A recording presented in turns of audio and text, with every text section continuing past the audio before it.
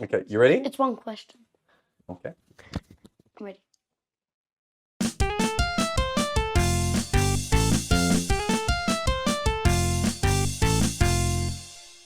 Welcome to another episode of the show called Fr'Eke'y Cricket. And your name is? Ezekiel. And my name is? Jared. And this show is? I just said. No, but what is the show? They need to know what they're watching. A cricket show. A little bit more specific. What do you do on this cricket show? Questions about cricket that I ask my dad. Okay. Called Jared. Well done. Now you're giving too much detail. Gone from not enough to too much. What is your question today, Ezekiel Kimber? What is the best batting performance of all time and best bowling performance of all time? Oh, that's easy. You always forget little things in your questions. What are you forgetting? Errors, genres. Formats, yeah. Genres. I said genres to you before just to try and throw you, but you didn't even notice it. Were you doing Test cricket again? All of them. I mean, all of them. You could.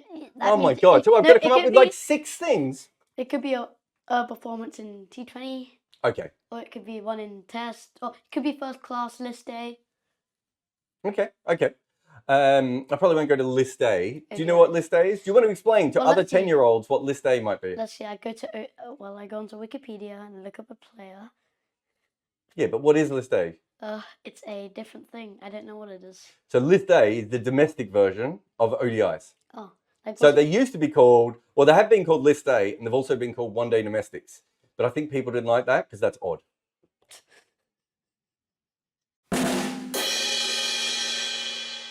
You like that joke? No, I don't. Yeah, I think you did. So Murley's got the most wickets in list A, fun fact, and Wilson has the second most. What are you talking about? Wilson's got the second most wickets in list A. On what day? In list A. Oh, in list A. Sorry. All right. There's a lot going on there. Okay, so you want the best batting performance and best bowling performance by format. Men's? Yeah. Okay. Women's would take a little bit more. There's some great performances in women's cricket as well, especially all-round performances. But if it's just men's and we start in T20 cricket, have you got any great performances with the bat or the ball in T20 cricket? 4 wickets in a row, Lasith Malinga. Is that? Yep, that was kind of the one I was thinking of, just because that changes the game a lot. I think Curtis Camphor might have done that for Ireland as well. Or was his just a hat trick? I can't remember. He took a lot of wickets in a row. But I kind of think that the Malinga one is a big deal, and that's the one that instantly comes to mind. What about batting? T20 batting. Kieran Pollard hit 6 sixes in an over. Was that against Sri Lanka? It was against, yeah, Danajit was bowling. Well, let's not talk about the man. I'm trying to think of a great batting performance that kind of would automatically stick out. Like, obviously, Marlon Samuels in the 2016 World Cup final. It's not like a great innings. And like, do you put Carlos Brathwaite up there? Do you include T20 cricket, like not just T20 internationals? Like I'm not sure exactly where you would go with that. Chris Gale's 175 is obviously a very incredible innings, and I think that is one that I would remember for a long time. So I'm happy to go with that, but I'm not sure I have a great answer for what the best innings in T20 cricket is. Let's see. Rohit Sharma, Virat Kohli plays T20 internationals. Yeah. Yeah, I know that. But that doesn't help anyone. You're just naming people. Chris Gale hit 130 balls. Yeah, I think that's probably a fairly good one. I think we could do that, and no one's going to be upset. I feel like I'm missing like a really important innings, but I'm not sure if any of those innings have been so good. I'm going to throw one more in there that I do remember, which was Andre Russell versus India in the 2016 semi-finals, World Cup semi-finals, which is one that I was at, and I remember that being a great innings. What was it like? What happened? What did he do? So it was at Wankhede, and he just started bouncing balls off different parts. It's a big stadium, Wankhede, right? It's not like an English stadium. It's more like it's based on a South African one, in fact, but it's more like an Australian, American, South African kind of stadium. And he just starts clanging the balls off, and it's this huge press box, and it feels like the press box goes around like half the stadium. And I just remember thinking he could break all the windows here. He could just go from one up to the other, and completely blew India out of the water. So that's certainly one that I remember. In fact, Virat Kohli played an incredible innings in that tournament against Australia earlier on as well. So there's a couple that I remember off the top of my head. All right, so we've got T20. You happy with that? Yes. Have you got any? Let's go with bowling for ODI cricket. Can you think of any great ODI bowling spells or performances that really stick out to you? Can't think of any performances. I can't think of bowlers. Yeah. Joel Garner. So Joel Garner comes back on in the 1979 World Cup, and England are getting themselves back into the game, and he changes that in an instant. Wasem Akram did a similar thing in the '92 World Cup final. England, he played against England. He got Alan Lamb out first ball. It wasn't first ball. Second ball. Yeah, Chris Jordan was first ball. So he came in next. So you're right. Those are the two. That's one that I certainly remember. Glenn McGrath bowled brilliantly at the start of the '99 World Cup final. So there's a few sort of moments like that. Tim Southey took 7 or 8 wickets against England in ODI to completely destroy them. Tim Southey, New Zealand. New Zealand, 2015 World Cup.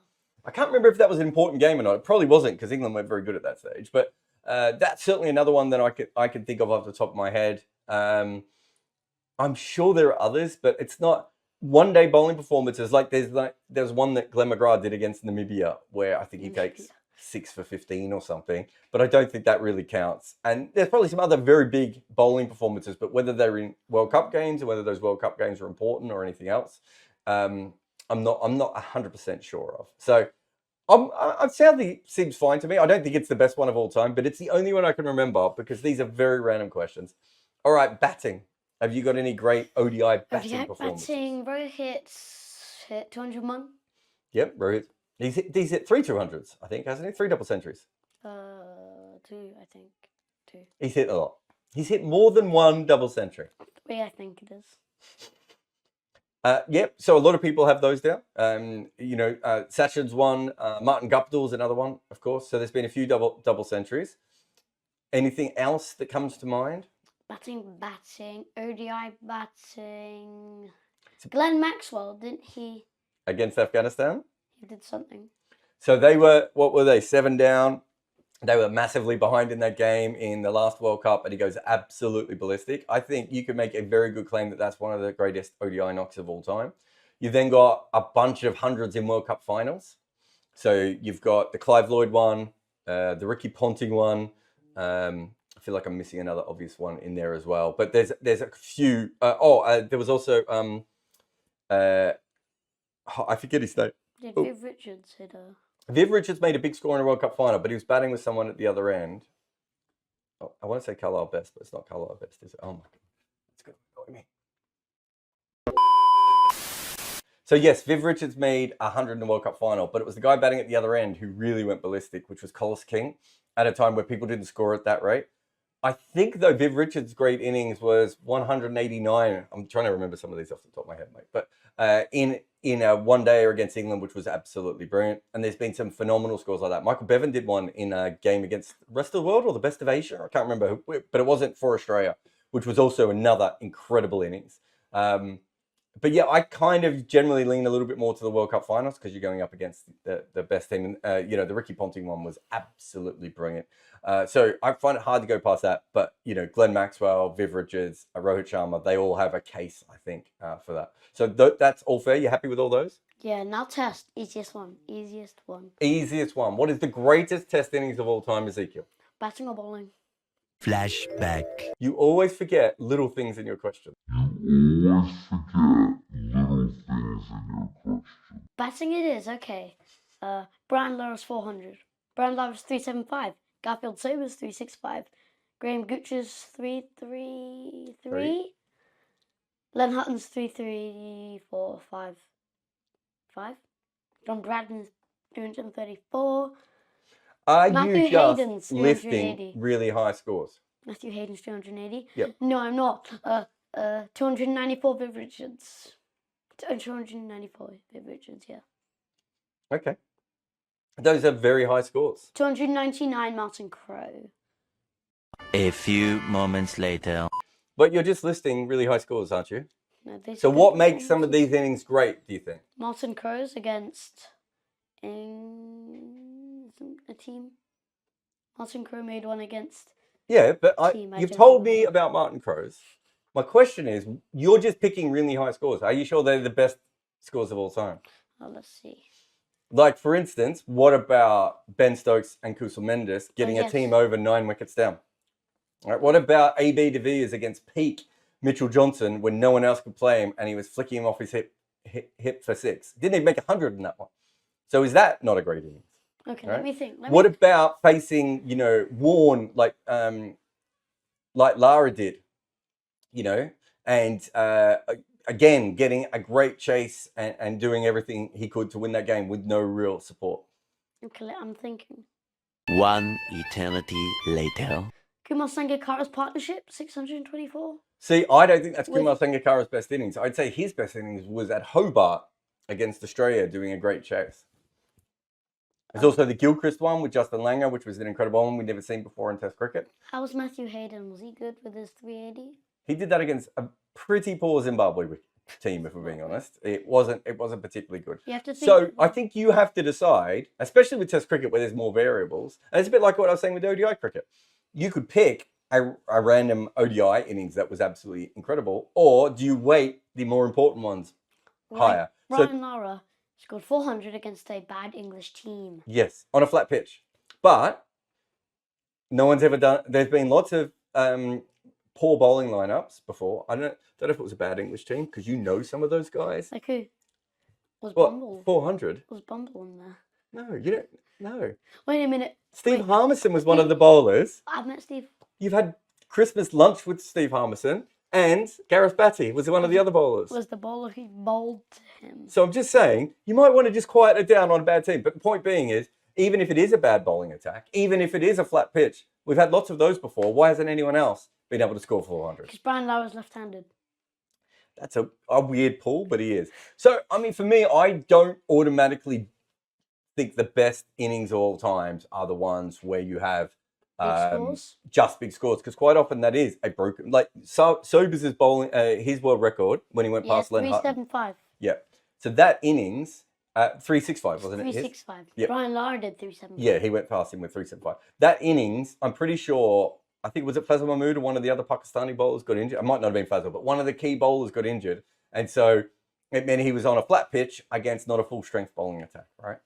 So you have to think about all those things when you're putting together this kind of system. And it's not easy. Like, I'm not saying that it's particularly easy.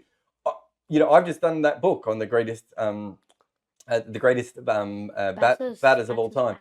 I don't know if I'd be able to. I don't think it would be as easy for me to work out what the greatest innings of all time was. Do you know which batter made the highest percentage of runs in a test match, in a test innings? What percentage was? What do you Percentage. So who made the most runs compared to the rest of their team? You know what percentage is. You do maths. Don Bradman? No. It's No, Charles Bannerman. Have you ever heard of Charles Bannerman? I have somewhere. That was the first test. No one has ever made more runs compared to their teammates in a game or in an innings than Charles Bannerman ever had. It happened in our first test. In whose first test? In Test cricket's first test, 1877. I thought it was 1878.